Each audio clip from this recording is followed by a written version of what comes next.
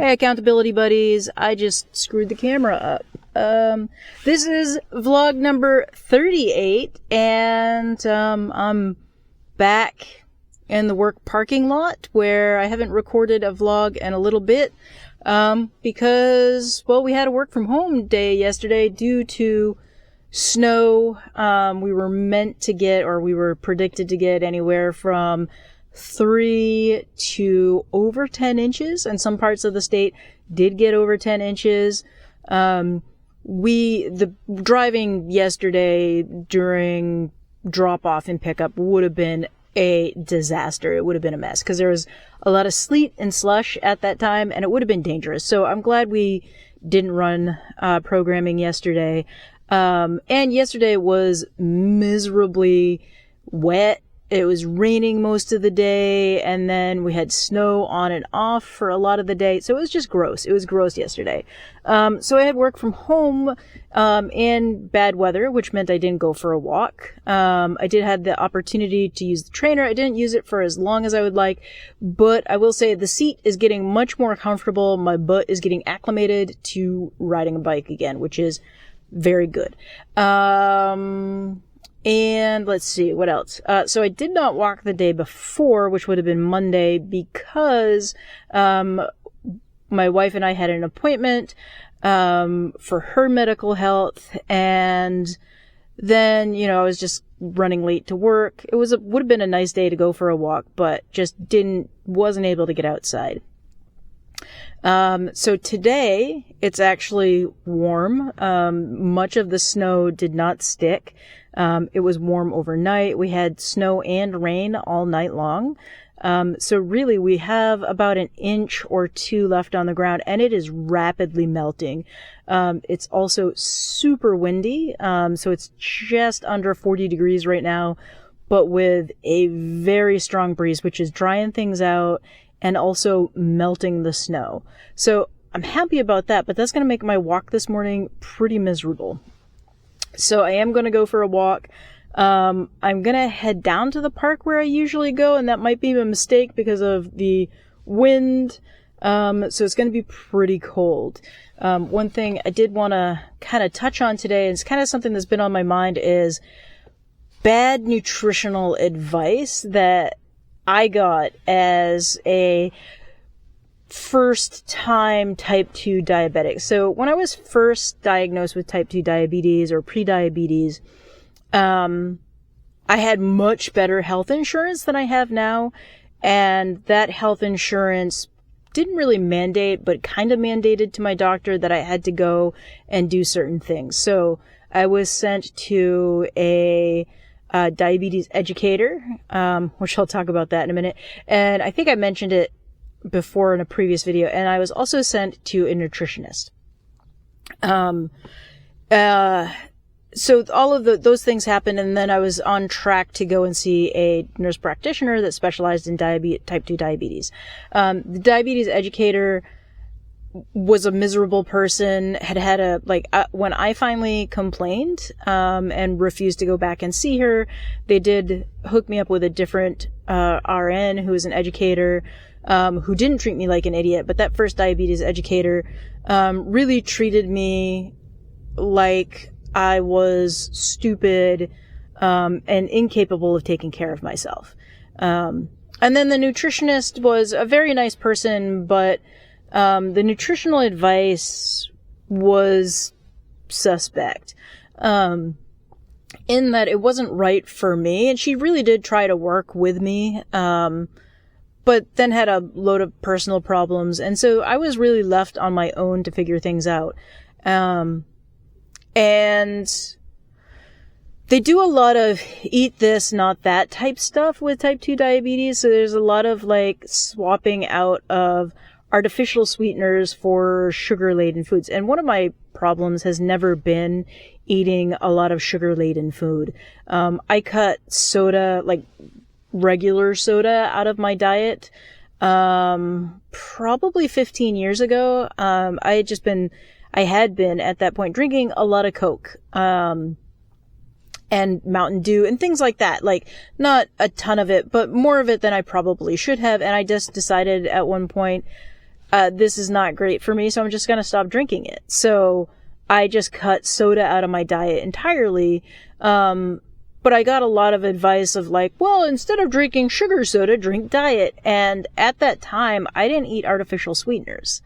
I eat them in smaller amounts now than I did back then, but I really like artificial sweeteners taste bitter to me. They, just don't taste good to me. And so I've just never really had a taste for them. I drink a small amount of Diet Coke every now, like I'll get a bottle or a can of it with lunch on occasion, mainly for the caffeine and not for the sweetness. 'Cause again, they don't taste sweet to me. And often I used to find that, diet sodas actually gave me a headache. So, but anyway, going back to it, there's a lot of eat this, not that. And a lot of the eat this stuff was processed food. And at that time, my problem was not what I was eating. It was really the amount that I was eating. I think I've mentioned it before. I like food. I like eating. My wife and I are excellent cooks. We're adventurous eaters. We'll try just about anything once. We used to enjoy going out to eat, but my problem was never what I was eating. It was more the amount that I was eating. It was portion control. So a lot of the eat this, not that type thing was not particularly helpful for me. So like there was a lot of like, eat this for breakfast, but don't eat that. And it's like, well, I'm not eating English muffins anyway. Why would I add English muffins into my diet, especially those with sucralose in it or some other artificial sweetener? Like that just doesn't make sense for me. So yeah, so there was all of that sort of stuff. And that was never helpful for me. And then there's the advice of like eating small meals throughout the day, and that doesn't really work for me because of the type of work that I do. Sure, certainly I could do that in the morning. I could eat, I can have my shake and then have some sort of snack and then lunch. But again, that sort of stuff doesn't really work for me. I'm not a big snacker. Adding in snacks into my diet is adding additional calories. So one of the things that I did have to do was learn portions. I had to relearn what portions look like because I was just eating too much. I'm the type of person that I can sit down and I will eat until I feel full. And sometimes I don't feel full, which is one of the things that one of my new medications is really helping me. It makes me feel full. I find like I make a plate of something, and then by the time I'm done with it, or even halfway done, I'm feeling full. So that's a big thing. But learning portion control was a new thing for me.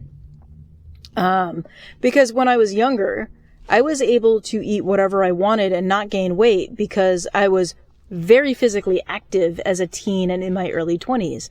I was outside all the time. When I was a kid, we were stacking wood, hauling wood, throwing bales of hay. We were doing all of these things. And that, was what we did. So, those are things that, I was doing back then. And then when I was in my 20s, I was out mountain biking and I was, engaging in a lot of outdoor physical activity. So yeah, then when I got older into my 30s and whatnot, and because I was working 60, 70 hours a week, I just wasn't physically active anymore because I didn't have time to be. And when I was home, I wanted to rest. I didn't want to do these things, outside because I was tired all the time. So anyway, learning portion control, I had to learn what a real portion looked like, as well as change the stuff that I was eating. I'm eating rice cauliflower instead of rice because I actually really like rice, with my meals. And it makes sense for certain foods to have that with it because it completes a nutritional triangle. But anyway, I'm not a nutritionist, but, I've been into food for a long time, but regardless, so the way that I learned portion control was I used the meal service. And when I say meal service, I got prepared meals that were keto friendly. They were pre-made, frozen, and they were sent to my house. And then, I kind of learned what a meal size would look like. I would take those and I would put them onto a plate so that I would learn, like, okay, this amount of chicken, this amount of beef, this amount of pork, plus this amount of rice cauliflower and this amount of greens or whatever. So that was a big thing too, and learning how to actually, like, instead of just scooping things out with a regular serving spoon, using either like a ladle or something like that I knew had a measured amount. We have a ladle that is a half cup in size. So if I use that ladle, I can actually measure out a half cup of food.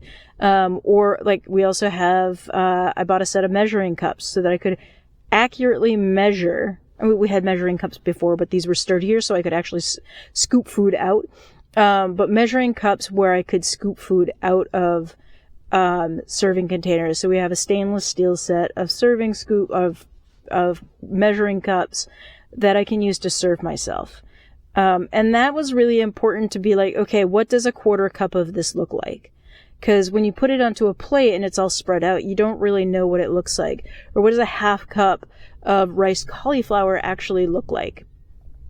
So that became a really important thing for me to relearn, were those serving sizes, because up until like my 30s, I never really had to think about that sort of stuff.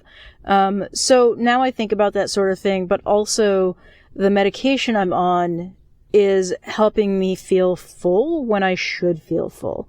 So that is a very difficult thing to relearn, is that portion control and portion sizing and what a portion should look like. So anyway, with that, I've now blathered on for 12 minutes. I am going to go get my walk in.